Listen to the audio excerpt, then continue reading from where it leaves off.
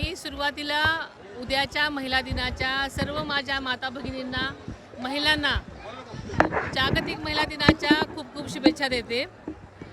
आज आपण सगळ्यांनी पाहिले की इथे मिनी सरस जत्रेचं उद्घाटन आज झालेलं आहे।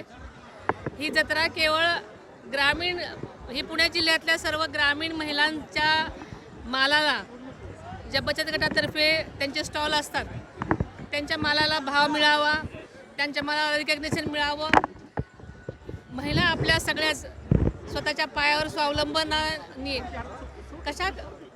कशा रीतीने आपलं आयुष्य जगतील यासाठी हे प्रयत्न आहेत। आणि महिलांच्या सगळ्याच ज्या काही वस्तू त्यांच्या विक्रीला असतात त्यासाठी महाराष्ट्र शासनातर्फे सुद्धा उमेद मॉलसाठी भरपूर तरतूद केलेली आहे।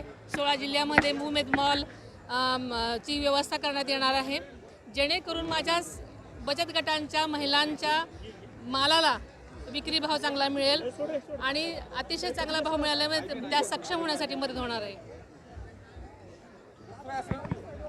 पार्थ दादा राज्यसभेवर जात आहेत, काय सल्ला देणार आहे? तुम्ही राज्यसभेत आहात नाही?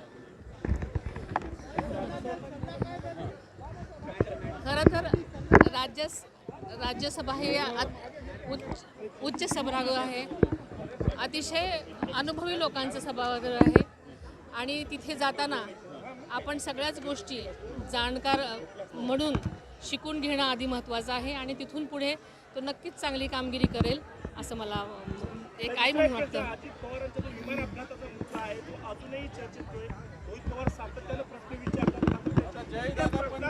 त्यांच्या कुठल्याच प्रश्नाचं उत्तर मिळत नाहीये। खरं तर अनेक वेगवेगळ्या एजन्सीमार्फत त्याची चौकशी सुरू आहे। आता प्राथमिक अहवाल आला आहे, तो काय संपूर्ण अहवाल नाही, त्याच्यामुळे मला असं वाटतं की सगळ्याच अहवाल आल्यानंतर आपण याच्यावरती बोलू शकतो।